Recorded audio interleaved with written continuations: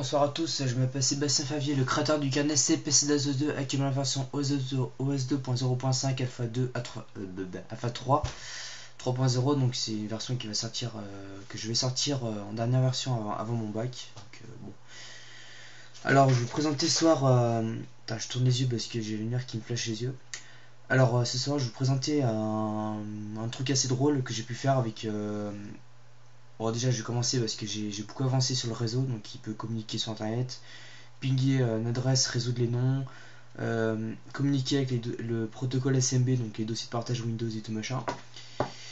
Et par suite, j'ai découvert un truc qui est plutôt drôle, c'est pouvoir modifier à distance les fichiers et par exemple le fond d'écran le changer, traquer le service et tout machin, changer le code aussi à distance, et voilà.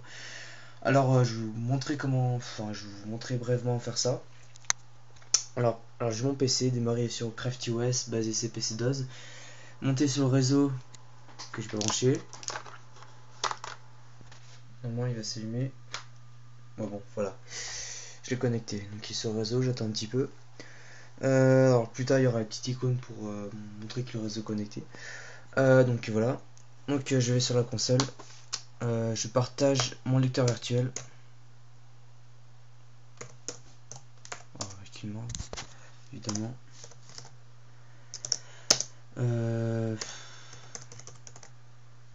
donne tous les droits.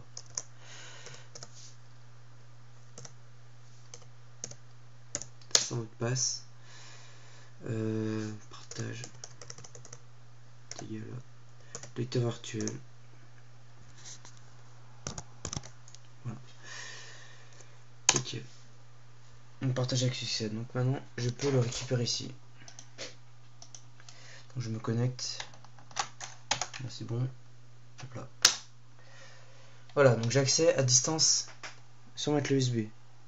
Non, la lecteur virtuel, donc c'est sur la RAM. Donc bon, je retourne sur l'interface, hein, tout qu'à faire. Voilà. Alors comment faire pour changer fond d'écran comme ça sans rien toucher? Et ben il suffit d'aller dans CPC-DOS, système OS Media, dans fond d'écran. Je vais ajouter un fond d'écran que je vais prendre sur internet. Allez, la petite nana là.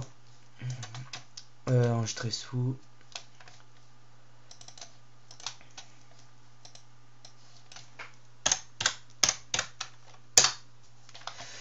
Nana pour JPEG.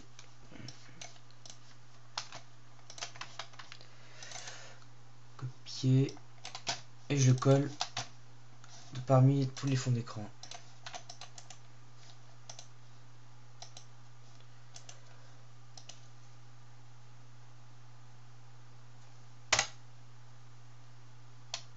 Bon, est-ce que ça a pris en compte? Donc il est là. Maintenant, comment je vais faire? Et bien tout simplement, je vais aller dans un service qui est en cours d'exécution. Un service qui tourne en boucle constamment. Et dans cette boucle, je vais injecter du code. Alors dans les services, par exemple celui-là, Red F01. Ce service en fait, il permet de nettoyer la barre des tâches. En fait, quand on réduit une application, il prend une place. Et bah, quand on ferme une application, il faut qu'il se vide. Bah, c'est ce service là qui gère ça. Toutes les 24 secondes. Allez, toutes les 24 secondes, il s'exécute. Et quand il exécute, il commence ici. Donc ici, on va injecter du code. Alors, on va commencer par mettre le fixe scr fond est égal à media fond là, il s'appelait nana.jpg. Voilà. En dessous, je vais actualiser. Donc c'est A-C-T-I-A-L-I-S-E. Voilà. Tout simplement ça. C'est le code que j'ai injecté et j'enregistre. Hop là. Ouais, nana, on voit pas trop. Puis voilà. Vous pouvez faire autre chose? Ok. Par exemple, on va lancer la console. Hein. C'est PC console. On enregistre. Hop. On attend un petit peu. Et voilà la console. Vous pouvez fermer la console? Et bah c'est parti.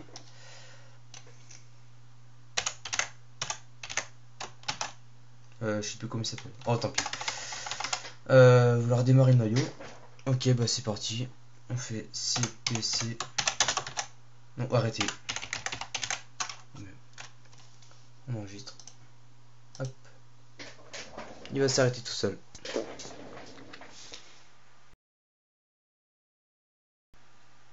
Voilà.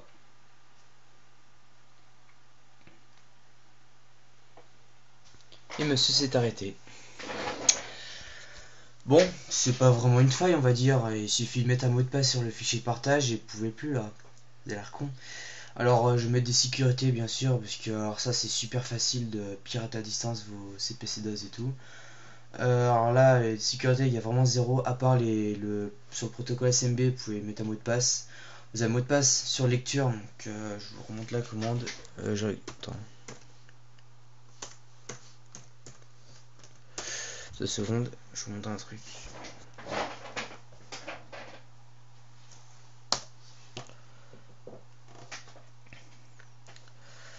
Dans la commande partage,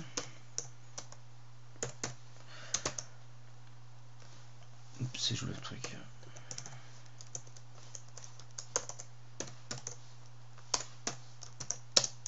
Voilà.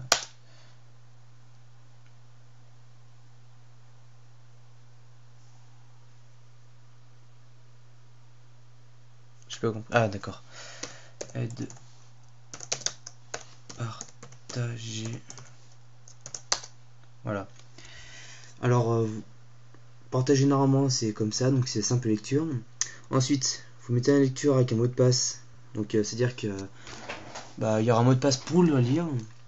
Ensuite, si vous voulez mettre un mot de passe pour le contrôle total, c'est-à-dire écriture, vous mettez total avec un mot de passe.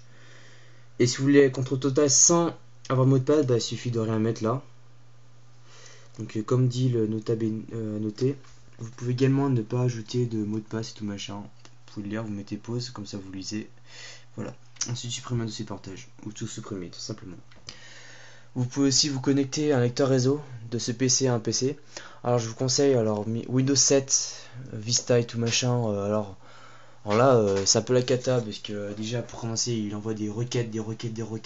Alors je vous dire que c'est comme du DDoS on va dire pour noyau. Il est tout fragile, tout petit, tout mignon et tout. Voilà donc il tient mal. Mais ça marche quand même. Alors sur Windows XP, Windows 2000 ou 98 ça marche nickel. Il fait pas de requête quand je fais une analyse de la trame avec WhereCheck. Franchement XP il fait rien du tout presque. Alors Windows 7 on voit que c'est trame. Encore le RP encore je dis rien mais on voit que c'est trame. Je sais même plus lequel c'est ce protocole mais bon tant pis. Et voilà. Ah oui il recherche les fichiers en fait c'est pour ça. Alors bon je vous ai présenté ça. Vous l'aurez sûrement dans la prochaine version. Alors j'hésite à mettre la commande partagée sur la version gratuite de CPC DOS ou je ne sais pas quoi, je ne sais pas ce que je vais faire. Il me faut des avis, enfin voilà, une version d'essai ou je ne sais pas quoi. En tout cas pour vous connecter à distance, c'est tout à fait possible. Et vous partagez, vous faites serveur, mais je verrai. Bon, Sébastien Favier le 22 février à 1h... putain je pleure avec le 1h30, 1h30. Voilà. Bonne soirée. Bonne journée.